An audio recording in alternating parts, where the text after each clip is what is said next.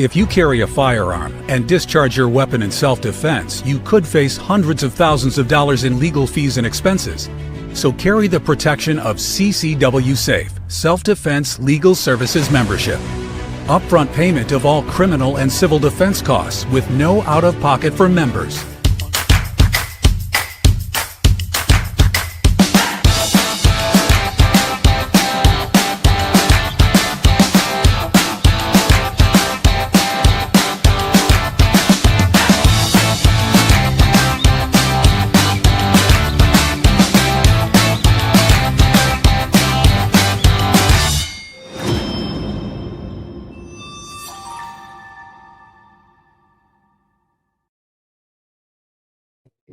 And we are back after a long time. Khalid Mohammed with you from Command 11. I've been on break for a while. I was sick for a bit, and then we had some problems here in Pakistan with some of the people we are dealing with.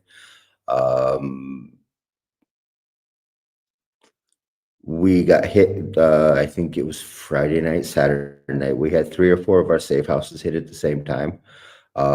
So we have gone underground. We have been waging war. Right before we came on air, I was talking to Nick, and we are pumped. I think we've taken out 100, 150 people in the last 3 days. It's clear warfare for us now. So if you see my connection start to break, it's because of where I'm located right now. So I don't have a solid internet connection. It comes and goes. So it's nice to be back.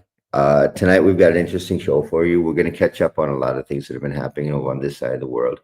A lot of people are now talking about 9/11 2.0, and this is something that's become very interesting for us. A lot of people are talking about 9/11 2.0. As they become more aware of what is happening, 9/11 2.0 has become a very, very big catchphrase.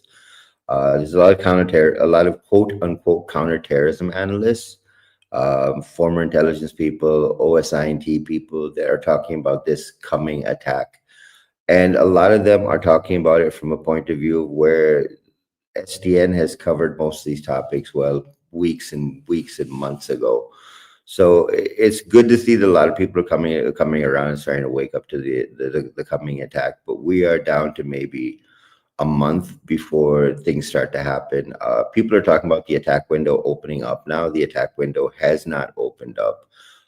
We're still maybe about a week away before the attack window starts to open, based on what the old intelligence we had was. Again, end of November is when we see the attack window opening, and it's all the way through until the end of February. But we've done enough damage on the Pakistan side against the different terror groups in Afghanistan that we think that we've kind of broken a lot of what could potentially happen. So we think the attack window has the attack has actually moved to March, April. But that doesn't mean that we won't see what are known as low intensity attacks inside the US, where we may see some of the cartels and some of the groups that are working with people like Antifa, working with the radical left, to carry out different kinds of attacks inside the US. So that's something we're very careful on watching. Tonight, you've only got me, so a lot of this is going to be monologue. I'm watching the questions roll in the live chat, so if I see something interesting there, I'll pop an answer off of there. Our conflicted question tonight, because Chris is rolling in Nashville. We don't have a card to show you, but I'll read you what the question is. The conflicted question for tonight. Now, most of you who've been part of the show and have been watching us for a while, you know how the conflicted question works. It's 6 decks. They're all questions that relate to morality and ethics. The question for tonight: What one preparedness step do you think most Americans are sleeping on when it comes to a potential 9/11 scale jihadi attack today? So if you stick around till the end, we will give you an answer to that. And we're going to kick off. We're going to start. I'm going to throw in the regular pitch. The promotion that we were running on SDN to get SDN Guardian memberships has run out. That was on Sunday night. I think the membership, the discount membership ran out. But if you're not looking, if you're not part of the SDN member, if you're not part of the SDN network, you should really take advantage of this. $7.99 a month, $74.99 for the entire year. That gives you 2 months free as well. SDN gives you access to a lot of information. The 5 signal chats that we have, I mean, beyond what we do on the website, SDN gives you access to 5 different channels on Signal, and it's constant intelligence rolling through. The type of information that you get there is things that are happening live across the US and in Europe and certain other countries where we've got members. That kind of information you're not going to get on your mainstream news, and even on X. I mean, a lot of people on X think they're experts. Becoming an expert in this field means you've actually had battlefield experience, and people need to realize that, you know, if you sit in a ivory tower and you think you understand terrorism, well, you're not really understanding terrorism. There's a lot of fakers out there. We've tried to expose a few of them. So what you get with SDN is a group of experts that actually understand from battlefield level what is happening in the world, how it's happening, and what kind of effect it has, not only on the country where it's happening in, but in countries close to you, in states close to you, and what could happen. Like, for example, I'll give you a very simple thing. I mean, we spent a lot of time talking about Muslim Brotherhood. We saw that Greg Abbott finally passed a law in Texas. Just, I think it was a few hours ago, I saw it come through, that now Muslim Brotherhood and CARE are banned in Texas. It's kind of coming very, very late to the party, because when you've got a place like Epic City now, quote unquote, known as the Meadows, it means that Muslim Brotherhood has infiltrated to Texas so far that you don't even realize what happened. And it's trouble. It's a lot of trouble. And people need to wake up to what's going on. But it's good from our point of view that people are finally starting to wake up and starting to take steps towards. We're still hoping the federal government will make a decision on Muslim Brotherhood. They're working on Antifa right now. While I've been away, I've still kept up with what's going on. I saw that Secretary Rubio has finally designated Antifa's international arms as part of a global terrorist organization. So that's a good move. But coming back to the Guardians, you get access to our 5 signal channels. You get access to our SDN team. Thanksgiving Day, we'll be announcing a new channel not a new channel, a new signal chat that will give all of the Guardian members the opportunity to have a little bit more fun with those of us who run the network and run the show. But that's on Thanksgiving Day. We'll be announcing that, and it'll give you a lot more access to answer some of the questions that you have but have not been answered during the show. You get access to behind the scenes content. You get access to our SDN network, which is all the emergency alerts that come directly to your device. You get access to behind the scenes content. There are things that we talk about before we go on air, half hour, 15 minutes, that we do in the pregame, that we'll be rolling out access to that as well. So you'll be able to hear what we're talking about before we go on air. There's a lot of things that we say before we go on air, because we can't say everything we want to say, because we know we've got feds watching. We know we have intelligence services watching. We know the enemy is also watching, because the amount of information that we have exposed about them, there's a lot of things that they don't want us to be talking about, and we know they're watching, whether they're commenting in the chats or commenting on the YouTube channels or on the Substack channel. they are all there. So we know what we're talking about. We know we're over the X, and we've pissed a lot of people off. You also get access to our 37 survival magazines. Um, it's about $370. It's a library worth about $370. If you print all of them out, you will have everything you need to handle when the fecal matter hits the oscillating device. You also get early access to videos and content that's running over before it's launched on YouTube or on Substack. So there's a lot to it. 74.99 for a year. It's 2.5 months free. 7.99 a month.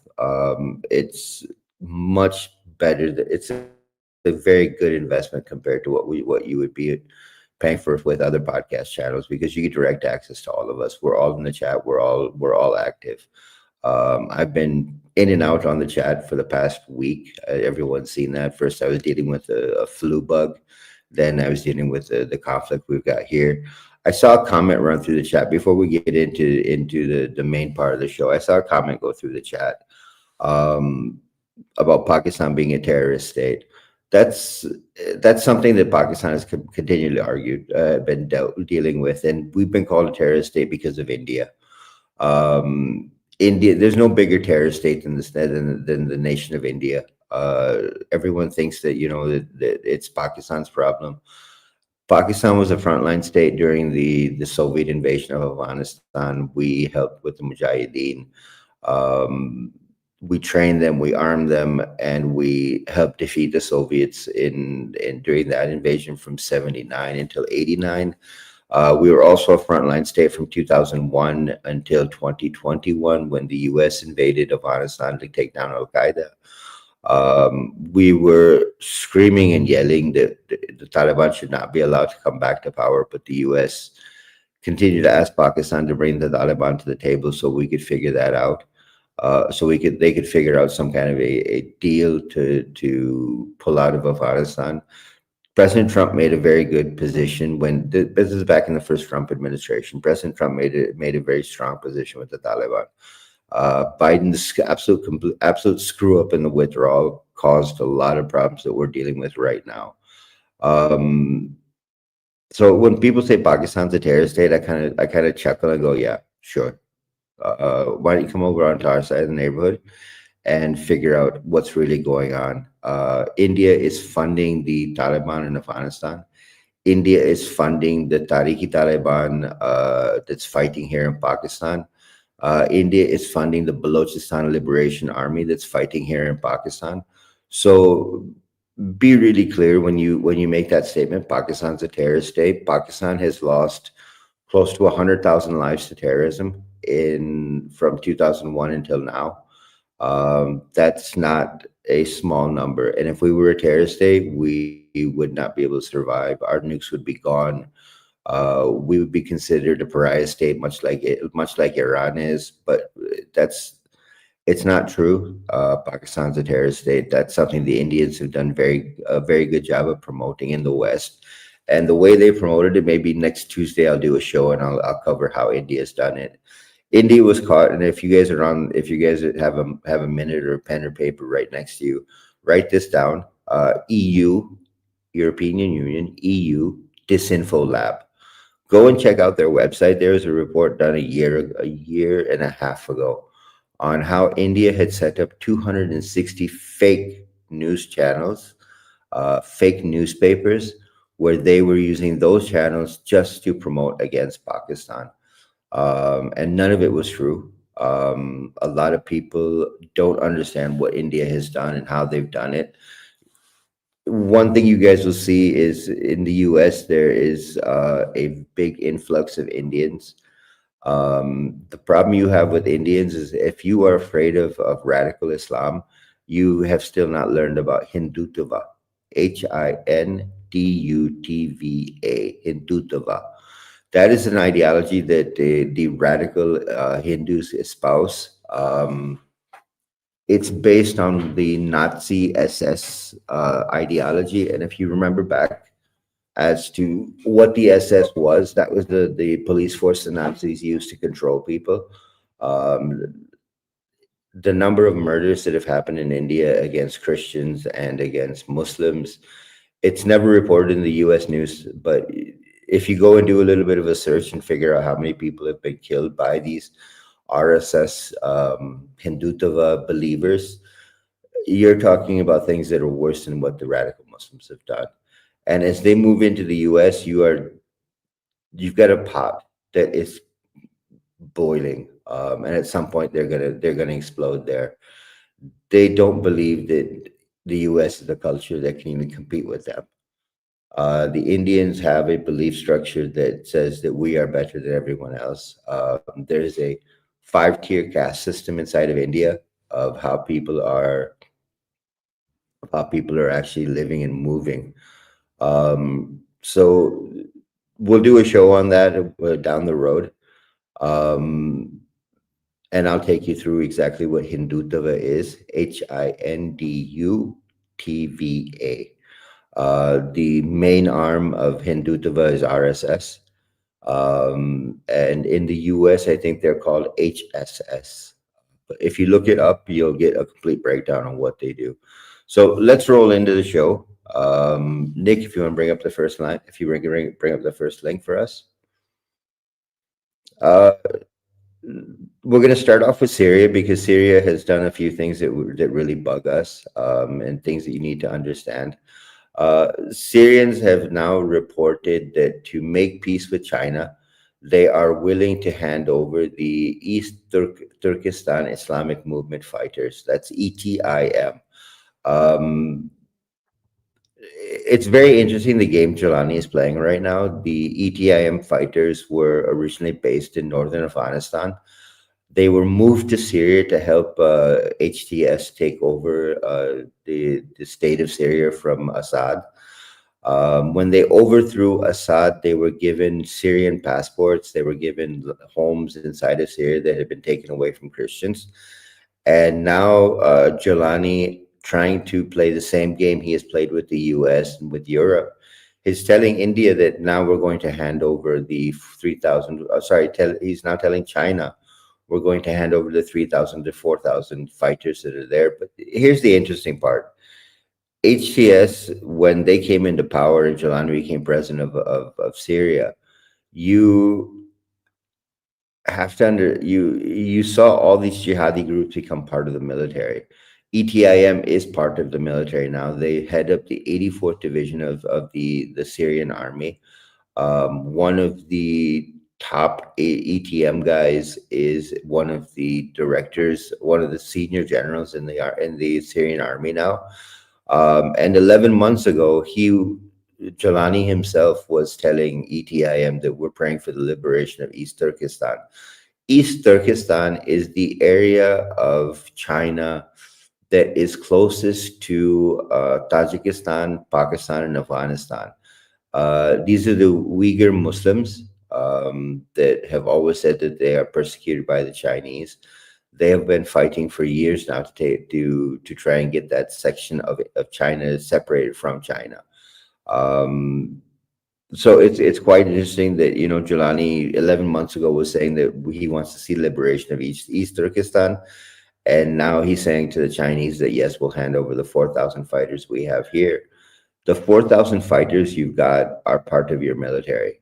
And this, if you remember a couple of weeks ago when we were on SDN, we were talking about another group of jihadis from France that had moved to Syria to help fight the Assad regime.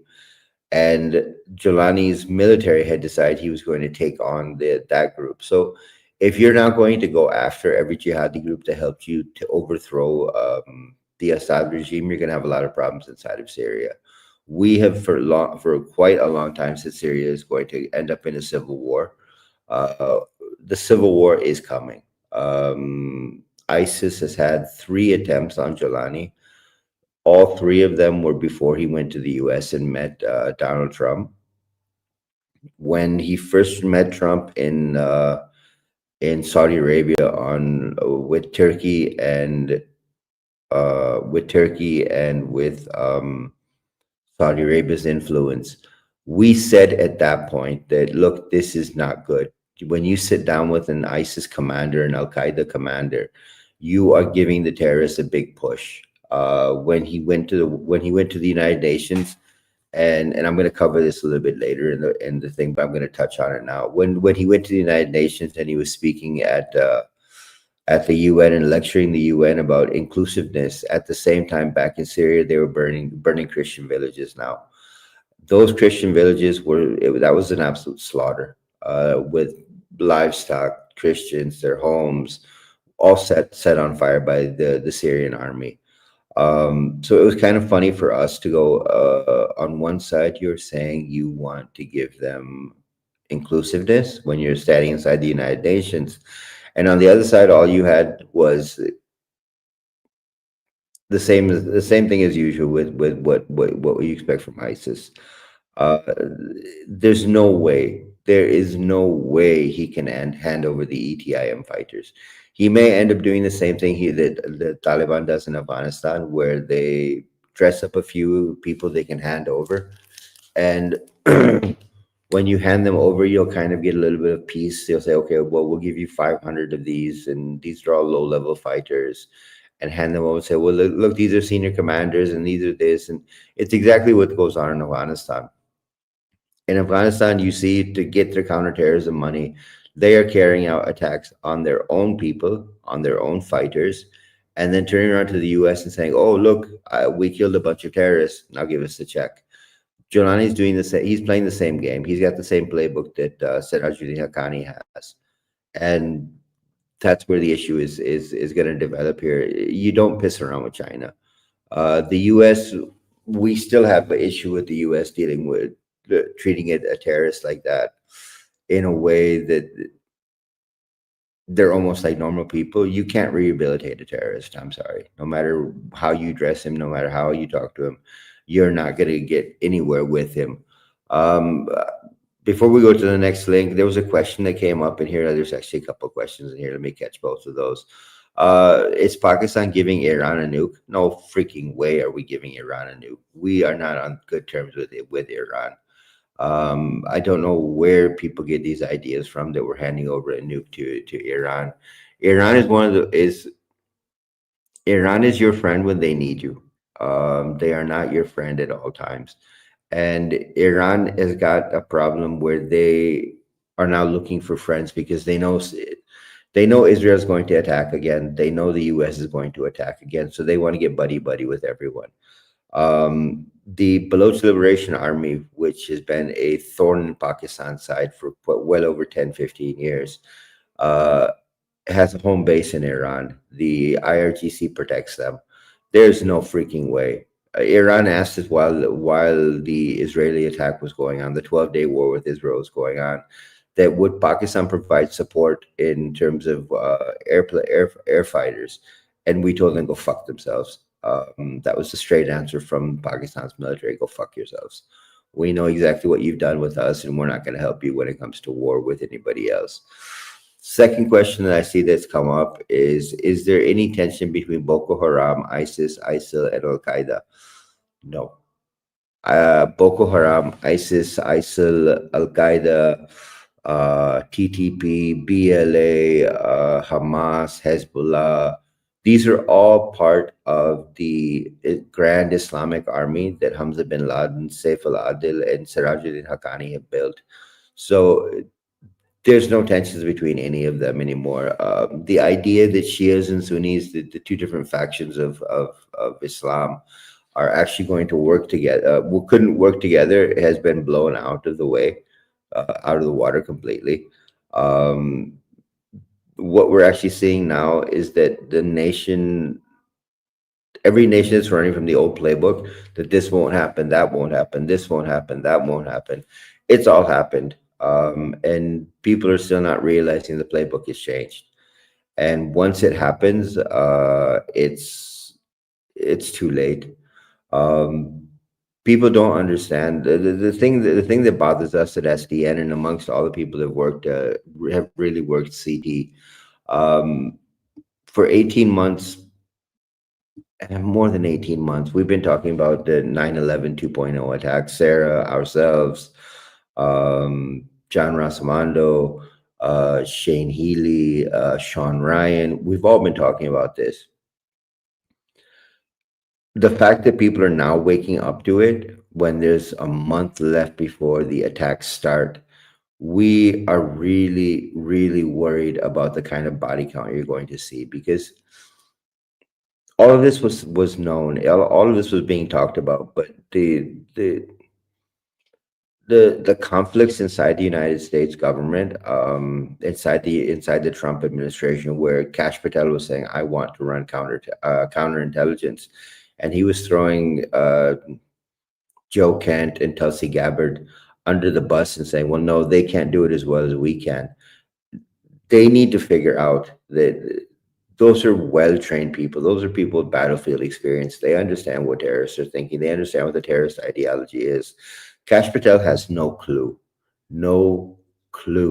as to what terrorist ideology is.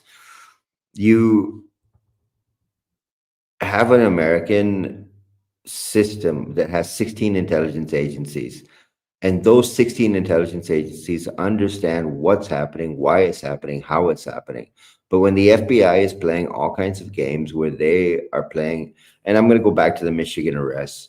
If you read the indictment and if you read what people have said about even the Michigan State Police said this, that there was no threat to the public at the time the FBI carried out the arrest. No threat to the public. These were guys that were literally just talking about it. They had not gone and gotten terror training. They'd learned how to fire weapons. That's as far as they'd gotten so far. Yes, they'd been radicalized online, but they had not gotten to the point where they could even carry out an attack. And what's been made public so far has made me laugh, going, "Really? You thought this was a terrorist cell? You took down a cell of a bunch of misguided kids and thought that they were terrorists, and it's not gonna give you what you need." Kash Patel's experience, I mean, yes, I know he was part of the National Security Council in the first Trump administration, but do you think that you can run national security? You don't have the intelligence base. Kash's background is as a prosecutor. Um, Compare that with Joe Kent, who is battlefield experience. Compare that with Tulsi Gabbard, who is battlefield experience. Tulsi's still in the reserves. So I would rather have Joe and Tulsi running counterintelligence when it comes to counterterrorism as compared to Kash Patel. And I'm not going to go too far into Kash because I don't want to see a $5 million lawsuit filed against us for what we have to say about Kash Patel. That seems to be the new route that the director of the FBI is taking. Anyone who makes any comments about them are somehow making it a security issue. So let's not go into that point and talk about what we really think about Kash. But as far as I'm concerned, everything Kash Patel said before he came into office was all a load of crap. He's done none of what he said he was going to do. He needs to go, and he needs to go very quickly. But once 9/11 2.0 happens, and I said this to Chris the other day, once 9/11 2.0 happens, I don't even see the administration surviving, because the amount of intelligence the mountain of intelligence that is out there, you really have to go, where was your mind? What were you guys thinking? Because for 18 months, Sarah's been out there talking about this. We've been talking about this. Sean Ryan's done a number of shows on this. Matt Tardio has done a couple of shows on this. Everyone has been talking about 9/11 2.0, and the administration has taken no steps to counter what could potentially happen.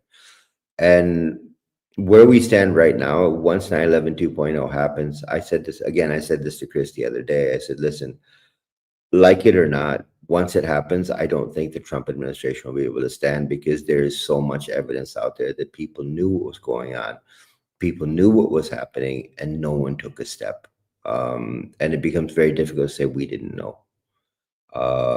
So that's something we need to keep in mind, that it's 9/11 2.0 it's going to be a lot of bloodshed.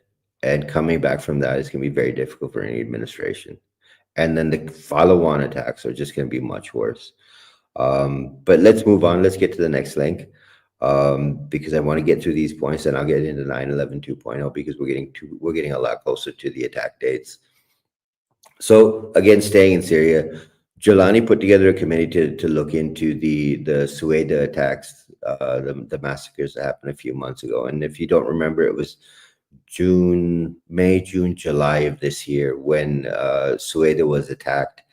The Druze community was made victim to a lot of these slaughters. As you'll remember on SDN, we ran a couple of videos from the hospital where they were killing a lot of people in the hospitals.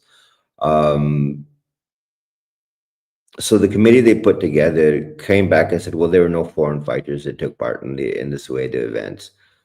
Okay, let's take Jelani's statement to be true for a second. If that's true, that means that your own Syrian government was killing Druze. That means you were killing minorities yourself. We know that the Syrian, and this was broadcasted at the time this was going on. The Syrian General Security Force was killing inside of the Sueda, inside of Sueda city. The Bedouin fighters were allowed to move from the southern border of Syria all the way up to the border with Lebanon and Israel, and carry out massacres against Druze. And yes, we saw ISIS there as well. If you remember the video we ran of the hospital, right here on their shoulders, they had ISIS flags. So ISIS was also active during the fight inside of Sueda. The problem we've got is that if Jelani's going to run these kinds of lies, we're going to have a lot of trouble dealing with what's happening, because Jelani, he's a flat out liar. He's not someone we should be thinking has any base that we can say, yeah, okay, we can trust what he has to say. The other question that we've got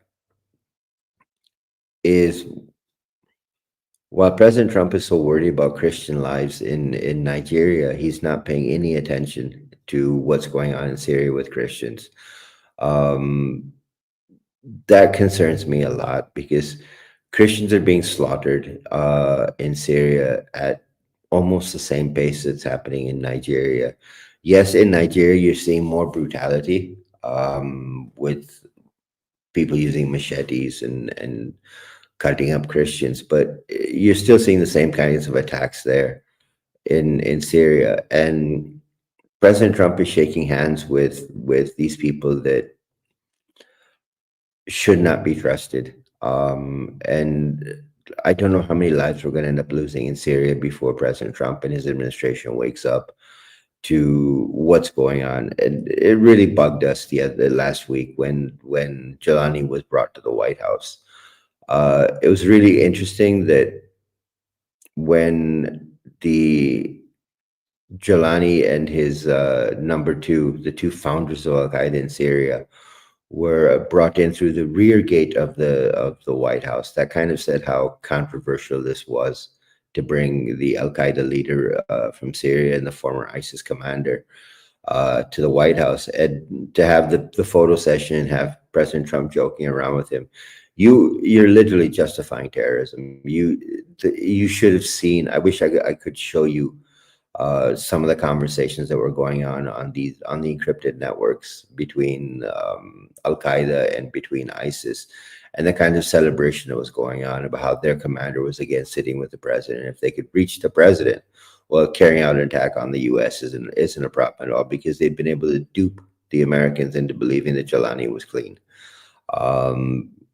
We did a thread a couple days back where we showed how the liberal Western media, and I'm talking New York Times and Washington Post, last July, they did a whitewash on Sirajuddin Haqqani. Sirajuddin Haqqani is responsible for the murder of somewhere in the neighborhood of 4,000, 5,000 U.S. troops inside of Afghanistan during the invasion.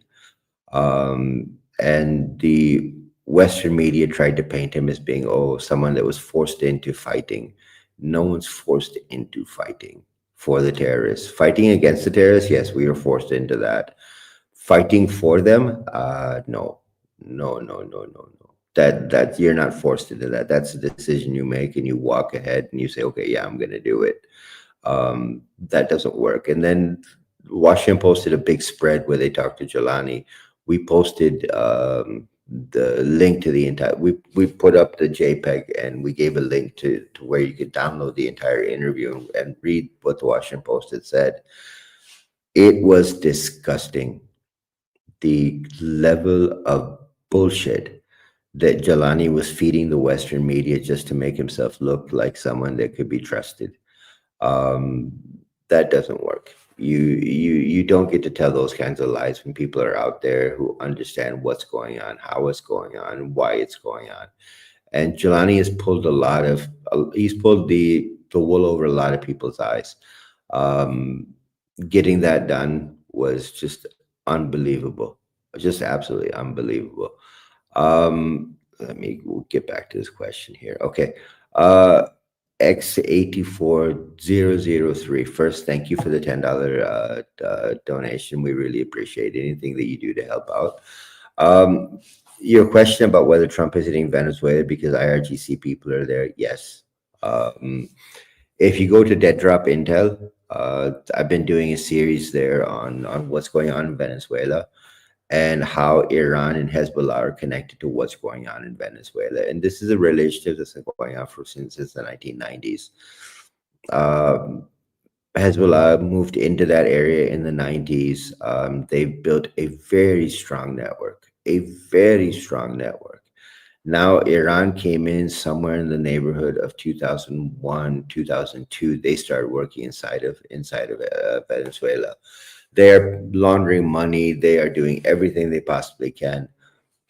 And Iran and Venezuela, Hezbollah in Venezuela, Lebanon in Venezuela, these are all connected together.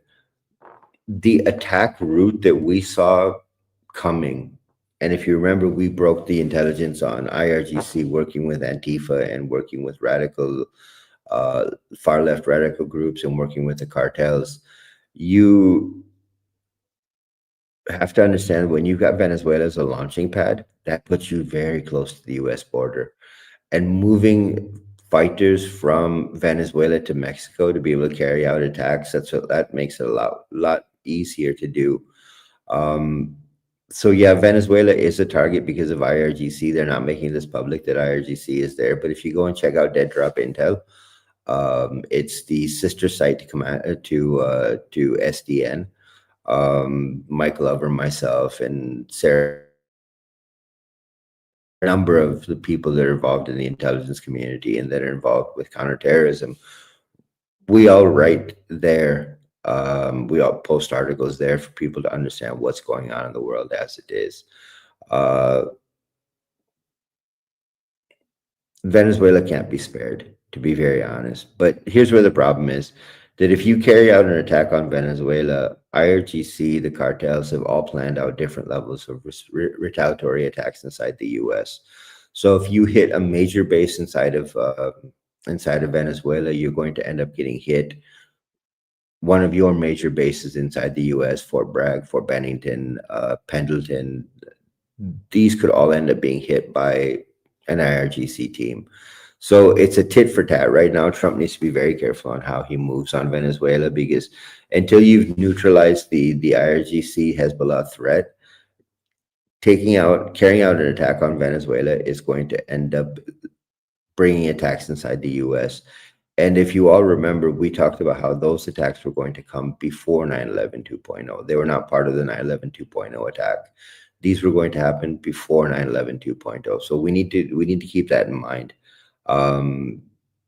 We like the idea of what's happening in Venezuela. They've gotten Maduro to kind of bow to what they want to happen, but you haven't gotten them all the way.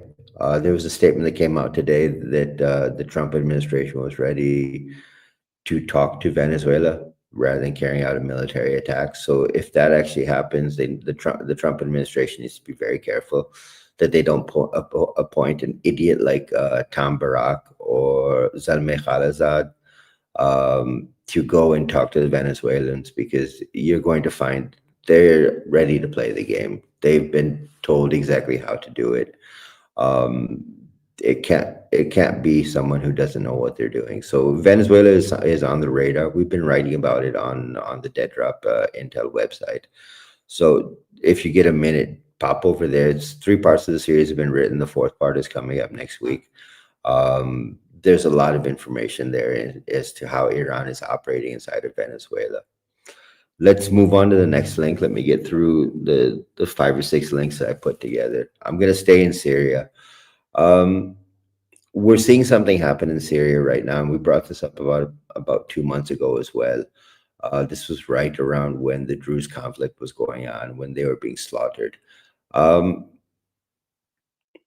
And before I get into the tweet, I'm gonna lay some foundation for you. Back when ISIL first came into fruition and rose inside of Iraq, what they did is they went around to every Christian home and they marked it with a N.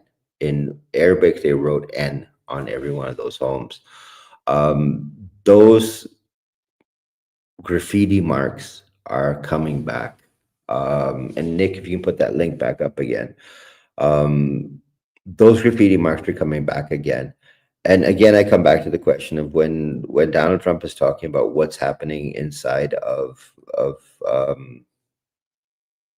Nigeria with the slaughter of Christians, you're not paying attention to what's going on in these other countries, and Christians are being literally marked. In the town of Isra in Syria, there's been a graffiti that's appeared that says that all Christians are slaves of the cross.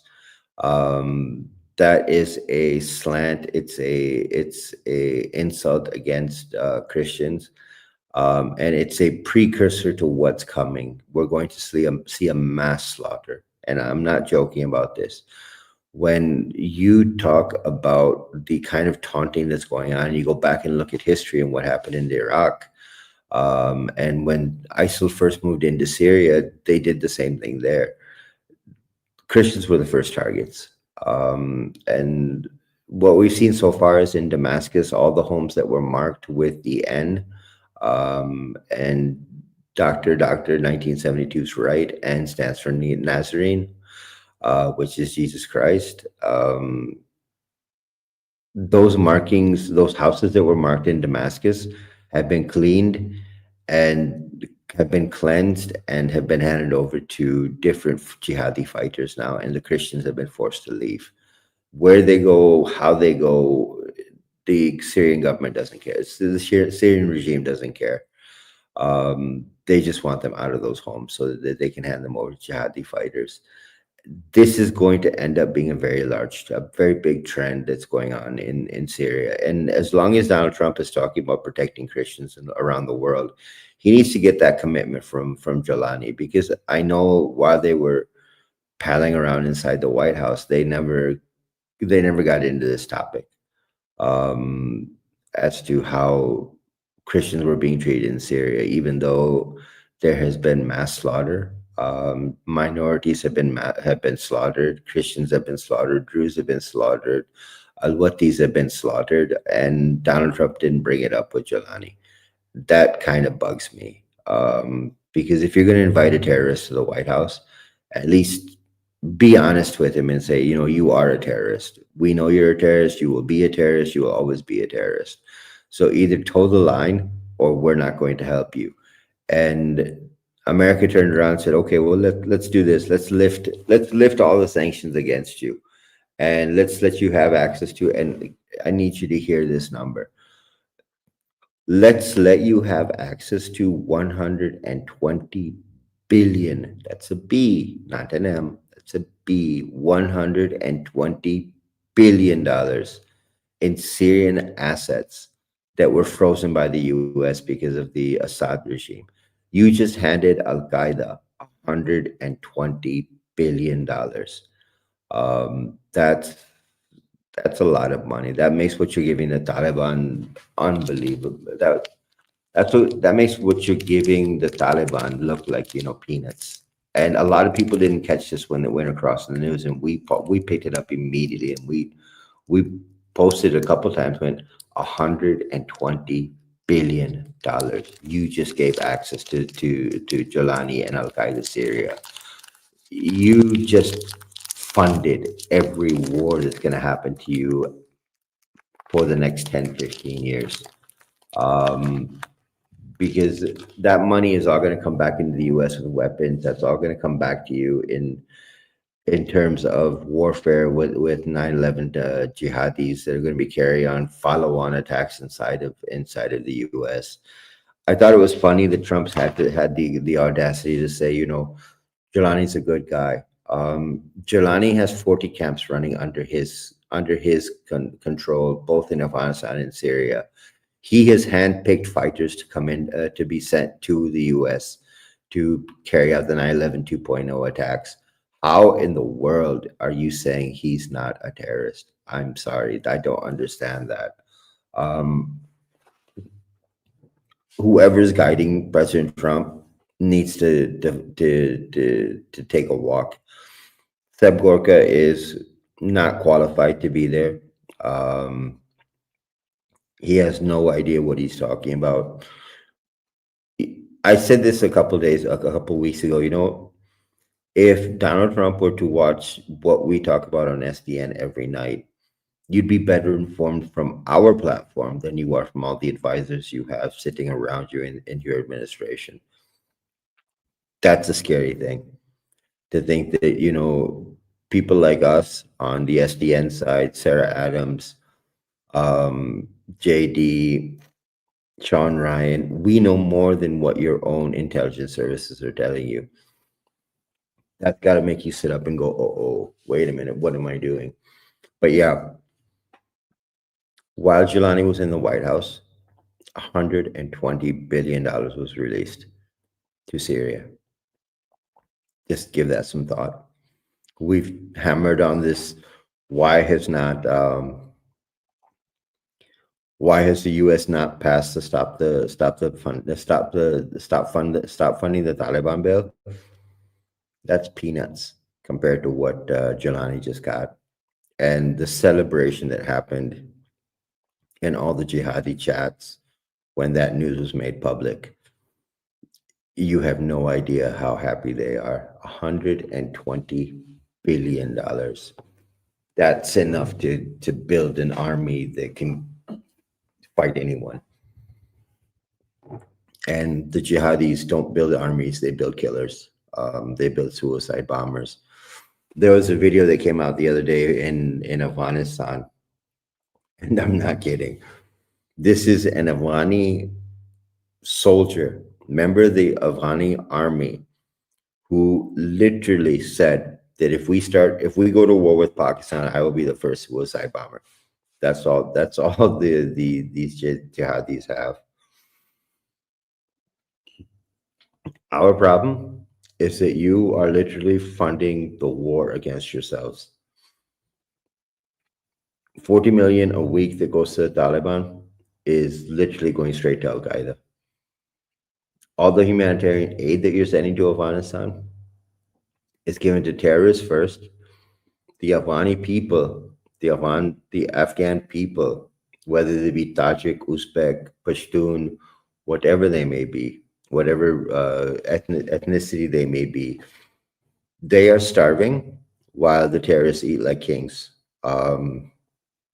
We have a video of them being handed envelopes of money, and that's all your money that's being passed to them. Now you've turned around and you've given Al Qaeda Syria $120 billion. Where do you think that money's going to be spent? It's not going to be spent in Syria. Don't even think that money's going to be spent in Syria. That money's going to be spent in the U.S. fighting you. Again, I have a lot of problems. I had a lot of hope for when Donald Trump came into office that the U.S. would take care of some of these problems that exist, that are threats to the United States. Donald Trump has taken the position that I can buy happiness. I can buy people that will make us happy, that will not attack us. You can't pay a terrorist enough money to change their ideology. Um, and this is just going to get worse. It's literally just going to get worse. Uh, Nick, let's swing over to the next link and let's talk about our part of the world here in Pakistan. Um, the other day, the Hassan Khan is a good friend of ours. He used to work for the Khyber Television Network. It's a Pashto channel here in Pakistan. Hassan put out a very cryptic tweet saying, a report suggests that the Taliban service, the General Directorate of Intelligence, has a dedicated section for managing foreign terrorist entities in Afghanistan, including Al Qaeda.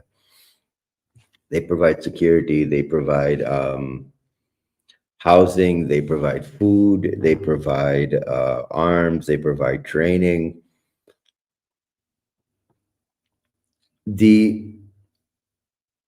We picked up the tweet and said, yeah, this is correct. It's called Section D. It's part of the GDI. It is run by Mullah Yaqub, who is the son of Mullah Umar, the founder of the Taliban, and Taj Mir. Taj Mir is from the northern part of Afghanistan. He's directly coordinating with ISIS core, which is operating inside the northern part of Afghanistan. Their training camps are there. Their senior fighters are there. He is coordinating with ETIM leadership that is still in Afghanistan. And he is one of the key leaders of Section D. Let me help you understand how Section D operates. Inside of Section D, all of the terror groups, whatever terror group is inside of Afghanistan, from Al Qaeda to Hezbollah to Hamas to Boko Haram to HTS, TTP, BLA, all of these groups are filtered in underneath Section D. What Section D does is that they provide safe houses inside of Kabul where the leadership can hide. For example, the leader of the TTP, Nur Wali Masood, gets $40,000 a month from the Taliban just for his own pocket money. That's your money that's being given to him. Al Qaeda leadership is housed inside of Kabul. Those safe houses are paid for with your money. This has been going on since 2021 when the US pulled out. Section D is very serious. Even US intelligence isn't aware of this. When you're trusting the Taliban to tell you what they're doing, how they're doing it, where they're doing it, you're not getting real intelligence. And the US on ground does not have any assets, so you're not getting any kind of clue what's happening here and there. The bigger problem you have in the US is that when you have people like Zalmay Khalilzad, who is a sellout, clear and blue sellout, and a lot of people call him the de facto president of Afghanistan, you know he's not giving you real information. Then you've got Seb Gorka, who is coordinating with Khalilzad on the demarginalized Afghanistan. Don't tell anybody what's going on inside of Afghanistan, so we can pretend like everything's under control. A lot of information is being hidden, and you're only going to find out about it when the attacks start. Then you're going to realize how bad this really is. One of the problems you have in the US right now, and this is something that's really pissed us off when it comes to Donald Trump, every single leader of a terror group is coordinating with the United States. Steve Witkoff is now inside of Israel, getting ready to meet with Hamas leadership. Let me repeat that. Steve Witkoff the US negotiator for peace between Israel and Gaza, is getting ready to meet with Hamas leadership. This is the second time he'll be meeting with them. The last time he met with them, a bromance was developed between Witkoff and one of the Hamas commanders, because they started seeing things. How do I put this politely? They started seeing things from Hamas's point of view. And that becomes very dangerous, because you've already got the problem with the idiot in Turkey with Tam Barak. If you start getting closer and closer to these terrorists, it's going to become very, very easy for them to carry out these attacks. The other problem I've got, and I'm going to put this out there personally, the US has no business dealing with Saudi Arabia. No business. When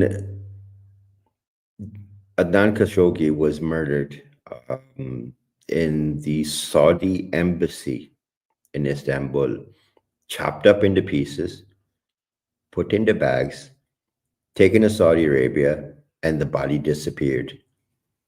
That order was given by Prince Salman.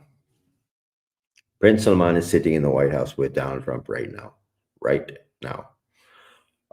You are talking about selling him the most advanced military fighter, warfighting aircraft, the F-35. You shouldn't be giving them a hand to shake. You shouldn't be giving them any room to even move until they admit to how many different terror groups they have supported with their funds, how many different madrasas, Islamic schools they have set up with their money. You don't know how dirty these Arab countries are. We've talked a lot about Qatar and the problems with Qatar. Qatar is a broker is the bank for every terror group. Qatar is the bank for every terror group. You're trusting Qatar to negotiate with Hamas. Qatar has stopped us from attacking the Taliban.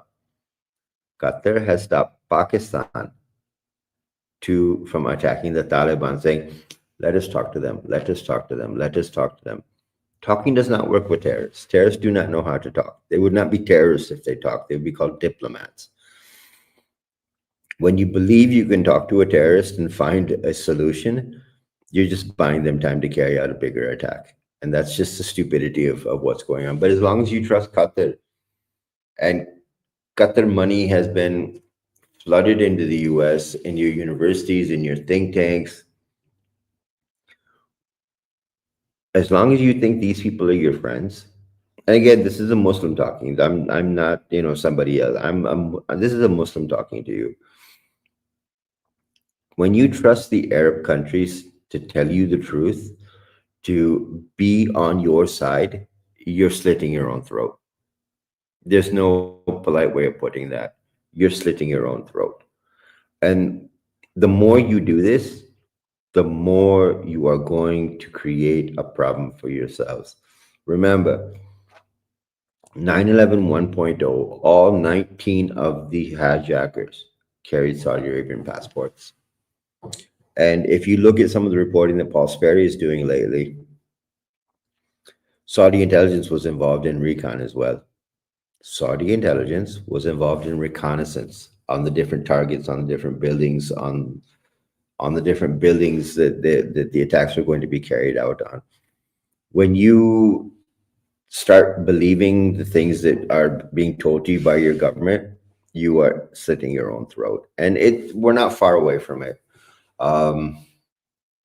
Middle of December is when we think the attack's going to kick off.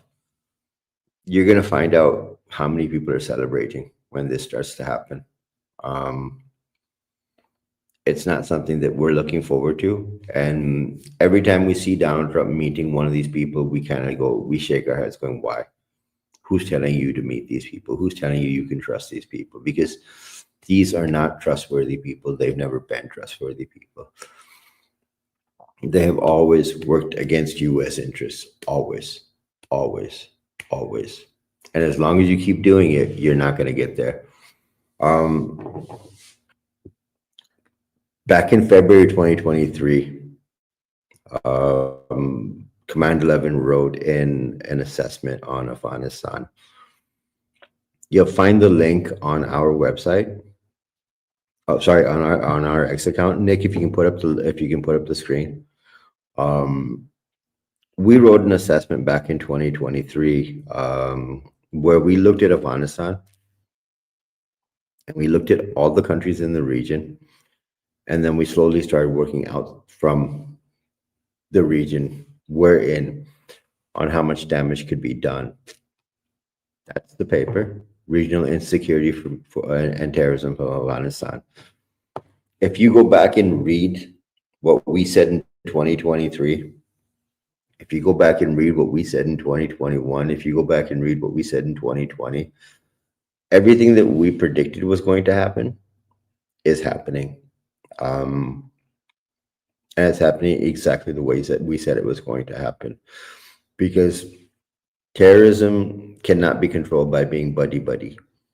Handing Afghanistan back to the Taliban was the biggest mistake that Joe Biden could have ever made. Biggest mistake that he could have ever made. And where we stand right now is Afghanistan is the University of Terror.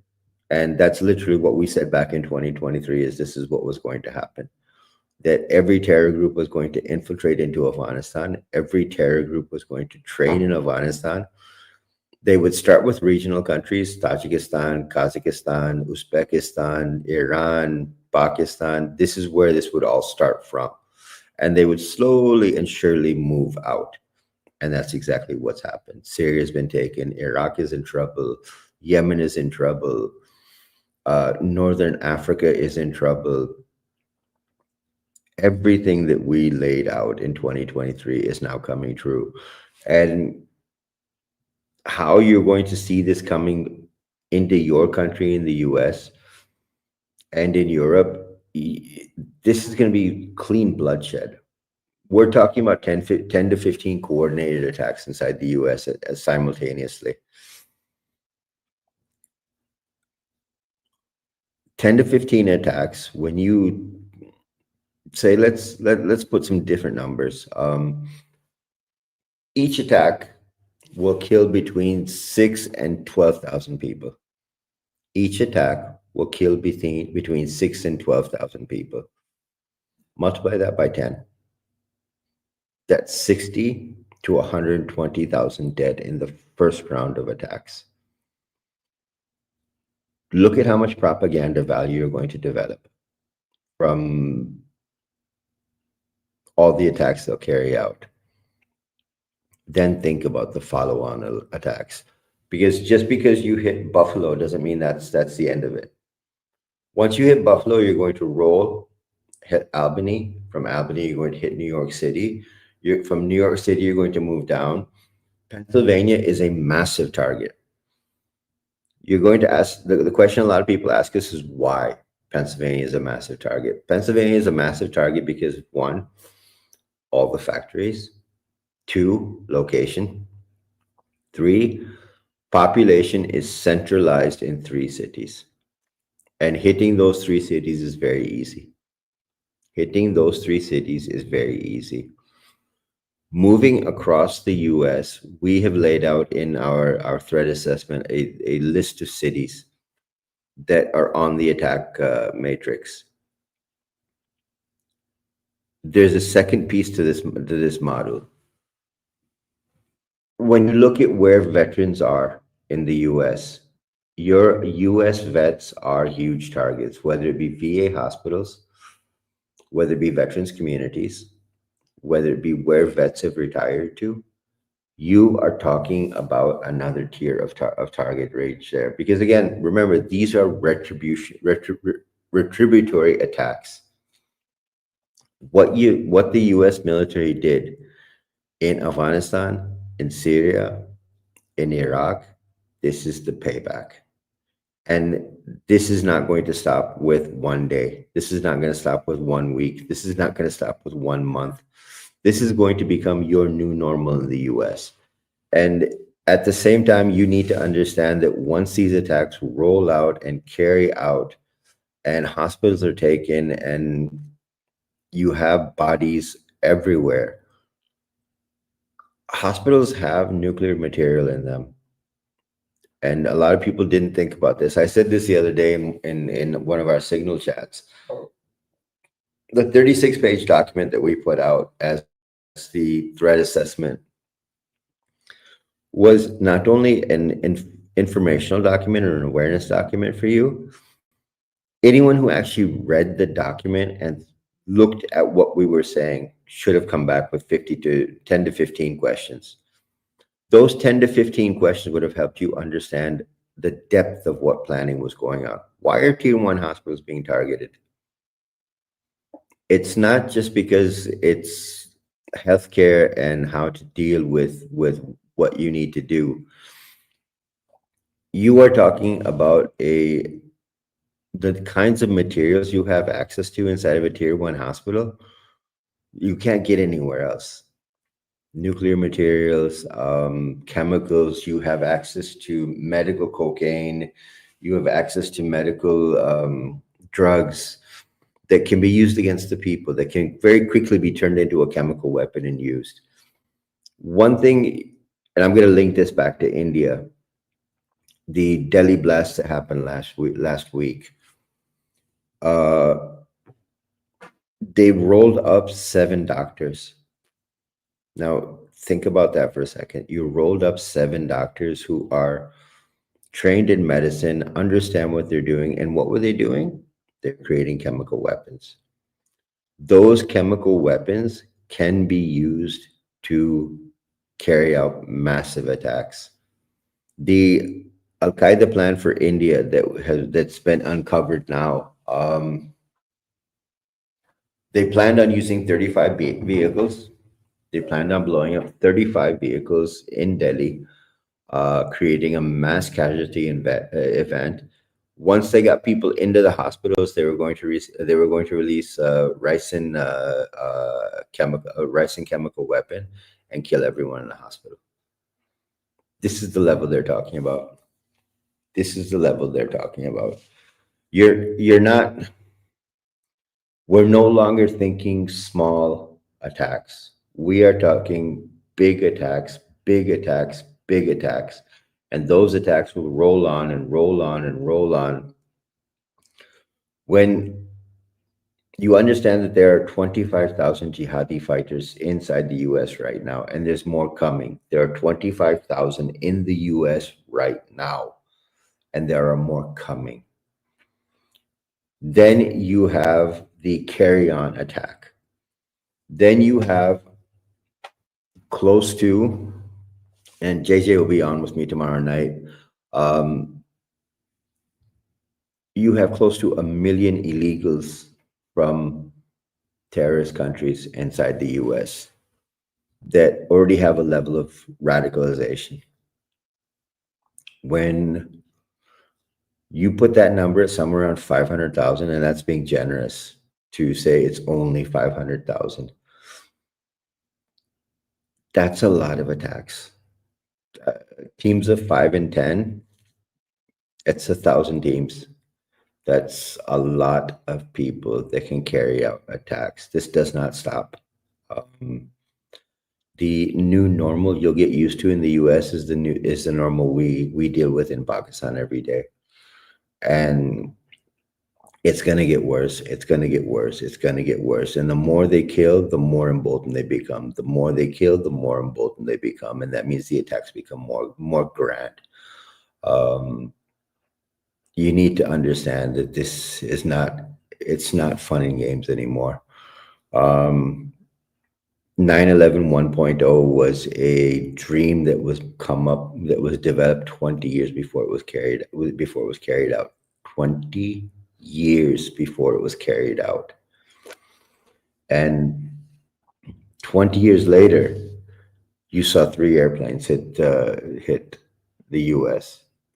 20 years. That's how long they waited before they carried out that attack. They've been planning this attack since 2001, 2002. Started off as a thought, then became a proper process in 2007, 2008. From 2007, 2008, they started moving forward and moving forward and moving forward. And then they started moving people in to the US. Once they got into the US, they started running clear reconnaissance and they started moving more fighters in. Now, here's where your link comes in. When you have a link with the IRGC and the cartels and Venezuela, it's very easy to move illegals in through the same networks you use for human trafficking. Once you have that network there, penetrating US security is very easy. There's no immigration, there's no check. We saw the other day that that Homeland Security is talking about going back and checking every single passport that came into the US. That's a good idea, but how do you find them? They burned their passport as soon as they walked past immigration. They threw it away. Where do you find them now? How do you track them now? And most of those passports were fake and illegal, and you're not going to find them. And JJ and I'll talk about this tomorrow night when we do the discussion on how DHS and ICE have struggled to try and find these things going on.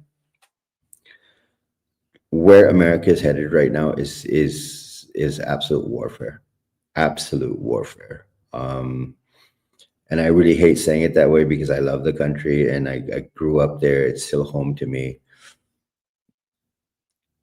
I am really concerned with where we're headed, and the sheer lack of response of the Trump administration. They're literally putting you right up there and saying, okay, well, if you need to kill 100,000, 200,000, we'll deal with it afterwards. That America doesn't recover from that, not for decades. It's a resilient country. America's been through all kinds of shit. But 200,000 dead in the span of 2 days, 3 days, you don't come back from that very quickly. You do not come back from that quickly. And the level of people that are saying, well, you know, it's not going to happen. It's not going to happen. It's not going to happen. Okay. Believe that. I saw a question go through that. Is it possible that the intel is wrong? We've vetted this. We have gone over this. We have talked to a lot of people inside of our own CT and industry. The intel isn't wrong. It's just it's not a matter of if, it's a matter of when. And now we know the when. And we're weeks away. We've done damage on the Pakistan side with the amount of damage, the amount of bombing that we've done in Afghanistan. We may have delayed it, but we haven't stopped it because we're not getting support from foreign countries and allowing us to do the damage we need to do. We know where most of the senior Al-Qaeda leadership is, but because foreign intelligence, and I'm not naming the foreign intelligence on purpose, but it's major Western countries that are involved in keeping us from going after the Taliban. And because of that, we really have to it's really handcuffed us. It means it costs us more bodies, which means once we decide that it's time to go after them, the bloodshed from our side, it's I mean, I was sitting in a meeting with the armed forces the other day, and we were literally talking about carpet bombing. Literally, we were talking about carpet bombing. And when we get to the point where we're talking about carpet bombing, that means we're fed up. We've tolerated as much as we're going to tolerate, and that's enough of that. Facial recognition doesn't work. Please understand that. I mean, I'm seeing these comments come through, and I'm trying to process some of the comments coming through. Facial recognition doesn't work because you don't have pictures of who these people are. The Taliban didn't give you photographs of who the terrorists were they sent to the US. Syria didn't give you pictures. Iraq didn't give you pictures. They crossed into the United States with no photograph being taken. You don't know who's inside your country. You don't know who's orchestrating what inside your country, because the American system under President Autopan failed, comprehensively failed to protect the American people. That's where this conversation starts from. That if you had pictures, you would know who to look for. You don't have pictures. So facial recognition can do what for you? You're talking about, you are talking about an infiltration that was done so successfully that this has never happened in the history of the world in any other country in the world. Because President Autopan did a very good job of lowering the defenses inside the United States to allow for all of these people to enter from the south and from the north. You're still not paying attention to the north, and we've talked about this a few times on the Command 11 sit rep. You are not paying attention to your northern border at all. At all. While you're securing the southern border because of the cartels, you're not looking at the north. And from the north, you are getting ISIS fighters coming in. You're getting illegals coming in. As soon as they come in, they are handed proper packets, social security number, driver's license, everything they need to move and operate in the US is handed to them. They never have to go and apply for anything. You don't know who your illegals are. You don't know who your terrorists are. And the most astounding thing that happened, this morning was announced that a federal appeals court in Washington, D.C. has struck down the Department of Transportation's attempt to keep illegals and non-citizens from getting commercial driving licenses. Let me repeat that. An appeal court in Washington, D.C., federal appeal court in Washington, D.C., said you cannot stop non-citizens and illegals from getting commercial driver's licenses, which means your big tractor trailers. And what was the reason? That the Department of Transportation could not give a reason that it could actually protect American lives. This is what you're dealing with in the US. This is what you are dealing with in the US right now. You have, and I hate saying it this way, you have secretaries of departments in the United States that don't belong where they are. You have judges that are activists that are not interested in what you want to do to protect the United States. So they're making decisions based on their own little mentality, and they're not thinking about what actually protects the Americans. To say, after looking at all of the accidents that have happened in the United States because of tractor trailers, that you should give licenses to people who don't even speak English and say, oh, that's okay. You really need to start wondering who's working against who and who's working with who. I see the comments in the live thread where it says, the Supreme Court will overturn it. The Supreme Court will overturn it when it gets to the Supreme Court. This is not going to move overnight in the Supreme Court. There's going to be an amount of time that it's going to take to get there. And by the time it gets there, 9/11 2.0 may have already happened. Then are you going to be worried about who has a CDL license, or are you going to be worried about protecting the United States? There's a lot of things that you are not paying attention to right now. But when I say you, I'm not talking about our viewers. I'm talking about the government of the United States. The idea that you can piss around at this point and not make the harsh decisions to protect the American citizens, the only thing you're going to get is more bodies.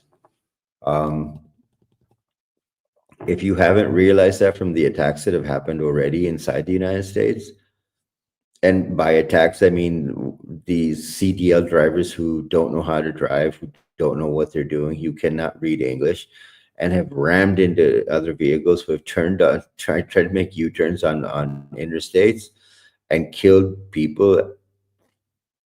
You're not even thinking about protecting what could potentially happen in the United States.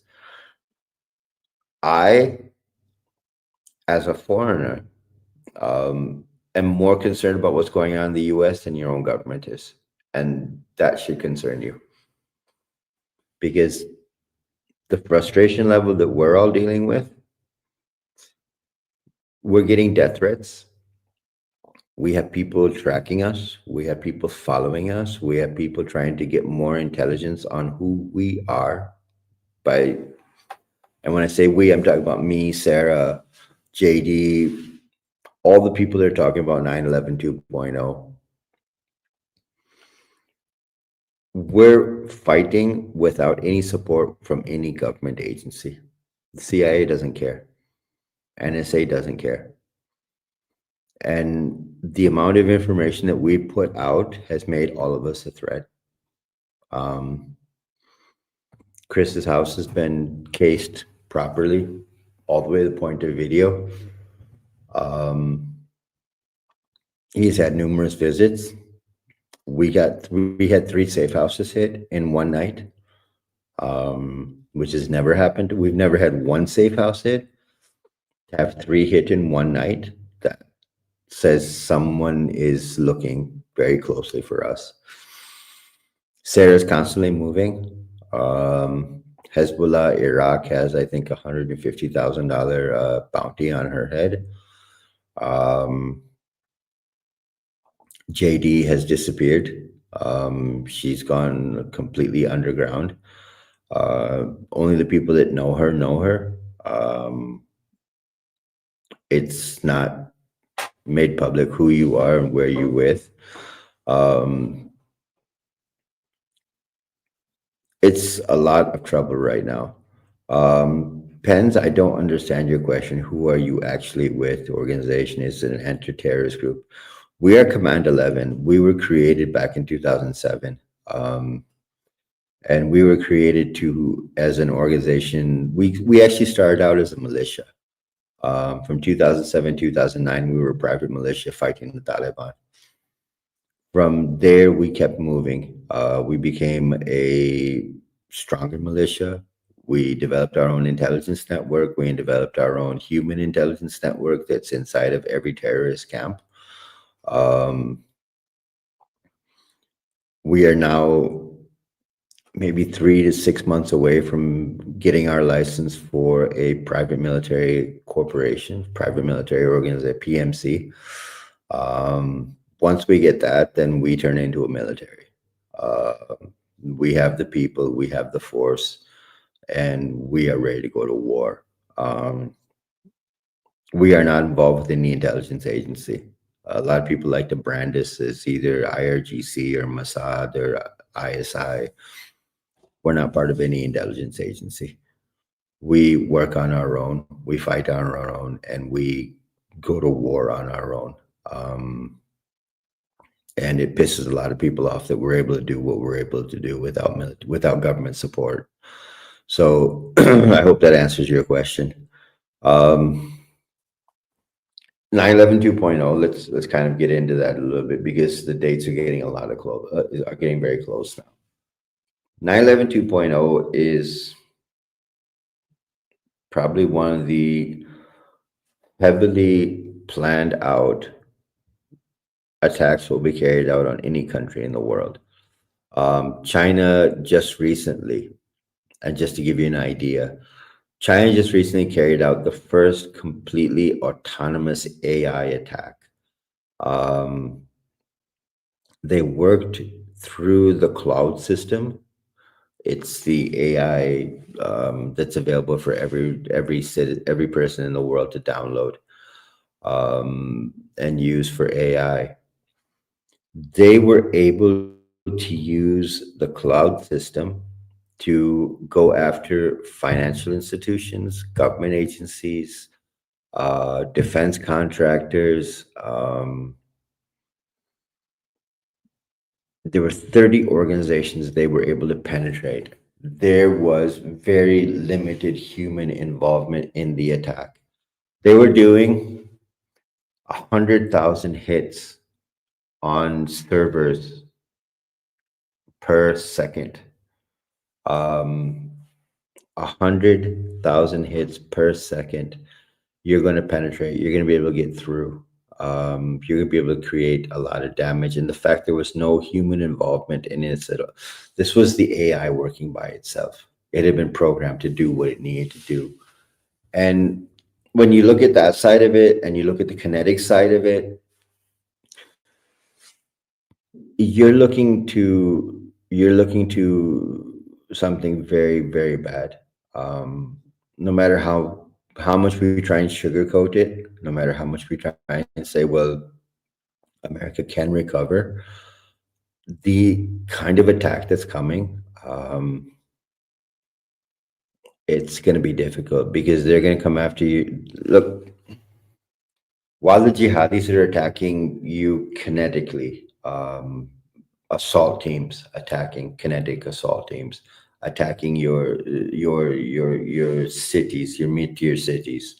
And again, it's 100,000 to 500,000. That's the first tier that we've talked about being attacked. When you have that going on, and then a few days later, you have AI attacks start, you have cyber attacks start. And we just saw one a few hours ago when X was taken down. Cloudflare was taken down. Amazon Web Services was taken down. It was almost like the internet disappeared for a lot of us. These are all test runs. These are all checks to find out how much damage can we do, where can we do it, and how can we do it. And what you're seeing right now is they have figured out that they can collapse your entire internet system. That means 911 is gone. If you can shut these systems down, they're gone. Number two, if you remember back to when we were talking about the swatting calls, there are organizations that can be paid that for $5 per call will generate fake calls. Now, let's assume that you have an Indian call center that is generating calls after calls after calls into 911. You'll collapse the 911 system. That means there's no emergency response. When you figure out the level, bang, bang, bang, bang, bang, that these attacks are going to happen. The first attack is to carry out on the people. The second attack is on your infrastructure. The third attack is to collapse you. That means your entire network, our networks are gone. Crashing your stock market is very easy. Crashing the things that matter, like your supply chain systems, your logistics systems, your food systems, your electricity networks, to take those things down is very easy. We have now seen in 4 different countries, SIM banks have been set up. There was the one in New York City. There was the one we talked about that happened in Austria. I think it was about maybe 3 weeks ago, where they had something close to 250,000 SIM cards in the SIM bank. When you talk about numbers like that, crashing, and we don't know how many more they are, not just in the US, but in Europe as well, because these are both targets. America and the US are both targets. When you start seeing these things go down, and you start seeing SIM banks being set up around the United States for the sole purpose of jamming your mobile system, jamming your 911 system, all of the sudden you have mass panic. Just think of it from your own point of view. If you picked up the phone and there was a problem in your house and you were trying to call the police and you couldn't get through to 911, what would you do? And if that kept going on for an hour, 2 hours, 3 hours, 4 hours, what would you do? When you talk about the level that you can see going on, and we're seeing all of these tests happen, and a lot of times I've been a little bit lax in the past week. I was sick to begin with, and then the recovery from the sickness, and then the attacks on our safe houses. It's really put me off balance a little bit because this has never happened to us. We still read the news, we still comment, but what you find out is what you've seen is that I'm not as active in the Signal chats anymore. I'm not talking as much in the Signal chats anymore. And that's where I used to, kind of explain things a lot. Um, we are seeing a ramp up, and we said this was going to happen. That right before the attacks happened, you were going to see a ramp up of activities, and then things would go quiet. Absolute dead silence. There'd be no attacks. There'd be no cyber attacks. There'd be no arrests. Nothing would happen. Nothing would be going on. And then, boom, the world will stop to function the way it's supposed to function because the attacks would start. This is what we're seeing right now. First, it was Amazon Web Services that were taken down. Signal didn't work. A lot of websites didn't work. Facebook was gone. Meta was gone. Today, we saw Cloudflare go down. Cloudflare going down means that X went down. Again, a number of systems went down. We heard that Amazon Web Services was hit as well. We don't know the level of attack that was carried down on the Amazon Web Services, but AWS was also taken down. These are all step-by-step attacks to figure out what you can do, how you can do it, and what level of damage you can achieve. When you talk about Cloudflare, you are talking about not just your own web systems. X and all of that is fantastic, but a lot of your hospital systems, a lot of your public safety systems are built into the Cloudflare network. So when Cloudflare goes down, that's game over. Your protective systems have disappeared. So even if you do go to the hospital, the network doesn't work. So they can't pull up your hospital records. They can't understand what's happening with you. They don't know what your past history is. And all of a sudden you have a bigger issue. The number of tests that are going on with infrastructure to see how many pieces of the grid they can take down, how, when, and what they need to do to bring those things back up again. America is not even thinking about yet. And I'm really sorry I keep hammering these things, but this is where we're headed, and we're running out of time. We are literally running out of time. If we follow our original assessment of when the attacks are going to start, we're not even 20 days away from when the attack window opens. And when the attack window opens, anything could happen. Chris did a great write-up today on the Survival Dispatch website. He did a great write-up where he took everything we've talked about over the past 3 months on the podcast and boiled it down to one clean stream of thought. And that clean stream of thought lays out exactly what's going to happen. I'd recommend everyone go to the Survival Dispatch website, read what Chris wrote today. You have to understand what's coming. And we spent the past 3 months talking about this. We spent the past 3 months trying to get people to understand what's going on. And what's interesting to us, and I said this to Chris earlier today, I said, it's funny, the things that we talked about months ago, people are talking about now. That, oh, this is going to happen, this could happen, this is going to happen. And we're going, where were you then? When we were all screaming about this, where were you then? You were calling us fear mongers, conspiracy theorists. Now, General Flynn even confirmed this to Chris, that yes, DIA has credible intelligence. Next 90 days. there is going to be a major terrorist attack on the United States. And what we've been talking about with 9/11 2.0 is exactly what General Flynn is talking about.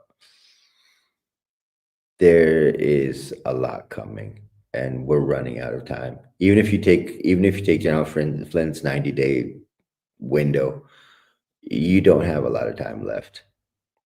You do not have a lot of time left. And people that are just waking up to it now have a lot of catch up to do. A lot of catch up to do. The one thing that I think America needs to wake up to, and some changes that need to be made, Kash Patel needs to be removed. He needs to be taken out of the picture.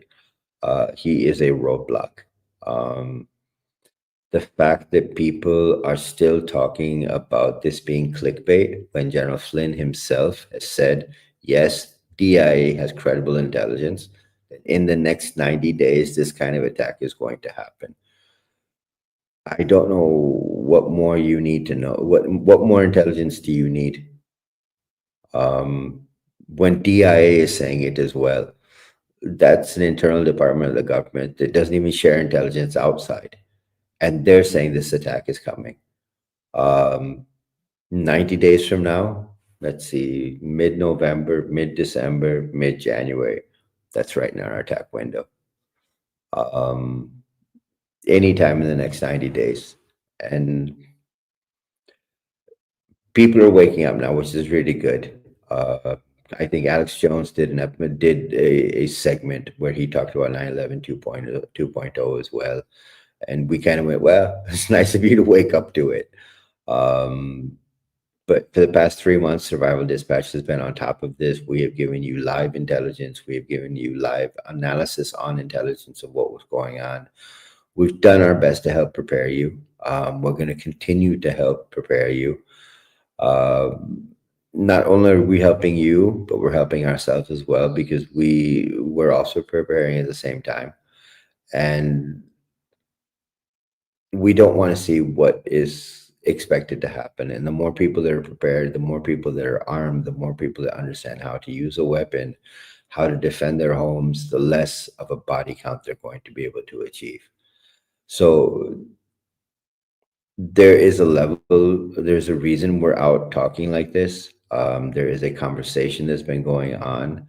I'm going to refer a lot of you, those of you who have not read it yet, go to the Command 11 website. There is a U.S. hospital threat assessment updated.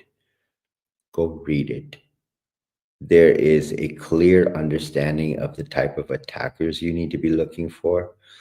There is a clear understanding of where people have moved, that have moved into the United States, what cities they've moved to. There is a list of cities that are on the target list. We put that together to help people understand. And the intent behind this, again, this is 36 pages out of a 350-page document that we have as a threat assessment that we cannot make public. There's too much intelligence in there that will put our threats, that will put our assets at risk, that we cannot put the entire 350 pages out. What we've given you in the 36 pages that is part of the threat assessment gives you a very clear picture. The intent behind the threat assessment is for people to read it, make their questions off to the side, and ask questions. Because everything that we have said in there is a lead up to something else. It is a lead up to something else. It is not, okay, we said this, that's all there is to it. We can only give you so much intelligence because you're general public. The general public, you can only give so much information to. Key pieces of information can only be passed to law enforcement and to other intelligence agencies that will actually take action. Those things that we cannot talk to you about, like this, or put in writing, we can answer questions. If you come to me and say, okay, listen, Khalid, explain something to me. Why tier 1 medical centers? I'll explain to you why. When you ask me why tier 2, why are tier 2 cities being the target, we've explained that in the threat assessment. that the resources, the police force, the emergency response to an attack from a tier 2 city is significantly less than what you would have in a tier 1 city. So rather than waste your resources on a tier 1 city like Chicago, New York, Los Angeles, um, Miami, Dallas, attack a tier 2. You get a much larger effect from a tier 2 than you do from a tier 1, because that's heartland America. When you hit heartland America, you have gotten something that will resonate throughout the United States. That is not a target normally. That's why the jihadis have planned to hit tier 2 cities. That's where we're headed. I'll be back tomorrow night with with JJ Carroll, and we're gonna get into the mistakes that DHS and border customs and border patrol made in letting all these jihadis in, and where things are going to go. You have to pay attention, because again, the threat window is now open and things are moving very fast, and we're trying to get you as much information as we possibly can. And as we're getting you the information, there's a lot of things changing on ground, and we're trying to get you that information as well. If you're not following Command 11 on X, follow. If you are not following Survival Dispatch, follow Survival Dispatch as well. These are your two key sources of information. Mike Glover is another great person to follow. JJ Carroll is another great person to follow. These are people that you need to follow. Sarah Adams, if you are not following Sarah, then you are not getting anywhere near the information you should be getting. There's a lot to it. There's a lot to it, and we're unpacking a lot of it. And we've done a lot over the past 3 months. We've given you a lot of intelligence and information. But as we get closer to the attack window, we are trying to pack a lot more information in so that you can understand what is going on. Because we don't want to see the damage that they want to happen.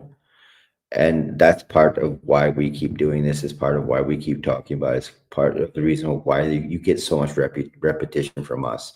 All of these episodes are set up in such a way that you can watch any episode at any point during the entire series and get the information you need about what's happening with 9/11 2.0. This is not one of those series that you need to start from number 1 and run all the way through the 57, 58 episodes we've done so far. This is a 144 episode series that we are going through step by step, taking apart every single piece of what can happen. And there's a reason we're taking it step by step, because if we give you bite-sized chunks, you'll understand it better. If we try and flood you with information, you're not going to pick up what you need to know. If we give you piece by piece by piece by piece by piece, it sits here, you think about it, you ask questions, you come back to us with better ideas, and we're able to explain more information to you because of that. So there's a reason, there's a method to the madness that we're operating from. And the reason we're talking about it the way we are, and the reason you're hearing a little bit more stress in my voice, is because I know we are getting closer to that attack point. Once you get closer to that attack point, the amount of panic that will come, the amount of things that will start rolling that you don't expect to happen, the amount of the intentions of people will become very clear once the attack window opens. And that's the part we're afraid of. Because if you haven't prepped for it beforehand and you start doing it once the attack window opens, you're going to find a lot more problems that you're not going to be able to deal with. This is getting very important. It's getting very, very, very close to where we were afraid of where it was going to be. We had hoped that the Trump administration was going to act. They did not act. By not acting, we are now looking at having to explain a lot more information to the general public than we thought we would have to. And we don't like it. It shouldn't have been this way. It shouldn't have been this way. So let me get back into let me cover the final pieces of our our housekeeping. If you are not a survival dispatch guardian, um, it's probably one of the best investments you would make, especially at this time. You really need to get into it. For $7.99 a month, $74.99 a year, you're not looking at a huge amount of cost. What you get in return for that is well beyond what anyone could even think about. You won't get When you buy a membership with any other podcast, you are basically buying access to the podcast. When you get a membership with Survival Dispatch, with Guardian, with our Guardian team, um, you are talking about 5 live signal chats.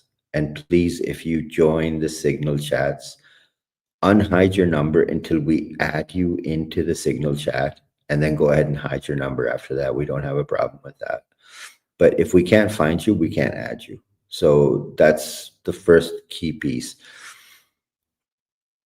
I was off of Signal for, I think, maybe 2 days. I had 1,200 messages that went through our own survival dispatch, one of our survival dispatch groups. The other one had something like 300, another one had 200. The amount of information in our community that is passed amongst people, the conversations that go on, it is huge amounts of intelligence. And we don't want you to miss it. That's one of the reasons why we put that up front and center as being one of the biggest advantages of joining, becoming a guardian. You get access to behind the scenes information, behind the scenes conversations that we have. We're going to start bringing that up a little bit more with the videos that we'll make available to our paying members, our paid subscribers, that they'll be able to watch what goes on before a show, the conversations that we have, what conversation we have after the show as well. You get direct access to the team that leads the SDN network. Chris, myself, Mike Glover, we're all available for answering questions, and most of our guardians have seen that in our signal chat. You get access to our SDN network. That is our emergency response network. So if something happens somewhere, SDN will be the alert system that goes across, so that you can understand what's happening, how it's happening, and where it's happening, and be able to protect yourselves and your families. You get access to the 37 survival magazines that are part of the Survival Dispatch family. That's a $370 value. We sell them at $10 an issue. Beautifully put together, a lot of information there. Again, I'm going to say it. If you put those onto a thumb drive, or if you're smart and you print them out, it's going to take a lot of ink to print them out. But if you print them out, when the fecal matter hits, those guides will get you through it. You get the full sit rep every day, which includes every source that goes into building our sit reps. Early access to content that is going up on YouTube. It's given to our guardians maybe a day before, 2 days before, and then it goes up on YouTube for the regular people, for everyone else to watch. So that's the other advantage. We've got right around Christmas, right around Thanksgiving, we are going to announce something else that is only for guardians, that we think will help you guys get more information. There's a lot of things that we see in the chat that you guys want answers to. So the new signal chat that will be coming out on Thanksgiving Day will answer a lot of things that you've been asking that we haven't been able to answer on the broadcast, because the chats that run so fast, and then with our own content, we can't get to every question. Tonight, I answered a lot of questions. Normally, I don't get a chance to answer so many questions. On Sunday nights, we have Chris's chapter 3, which is on seaheaven .substack.com. It's all zany videos. Look, during the week, we talk about so much heavy stuff during the week, that we figured that you need one day where you can just laugh, where you can have, relax from all the crap that we do talk about during the week. And Chris does a great job with his chapter 3 on Sunday nights. It's all zany, funny videos, so it's well worth the watch. For me, that's it. I appreciate all you watching. I appreciate you guys all taking the time to tune in every day, Monday through Friday. I've been absent for the past week, I think. Down with the flu, then down with some stuff that we had to deal with here on our side of the world. But I am back. You may miss me for a couple of episodes here and there. But now we're headed towards the toughest time that we can deal with. But I appreciate you all being with us. We're always happy to see you there, active, asking questions. We'll be back tomorrow night at 7 p.m. The first hour you'll have me. Second hour you'll have JJ Carroll. I don't know if Mike Glover is going to join us tomorrow night or not. I really hope he does, because we're moving forward with this thing. But that's all we've got for you tonight. I am Khalid Mohammed from Command 11, and God bless America.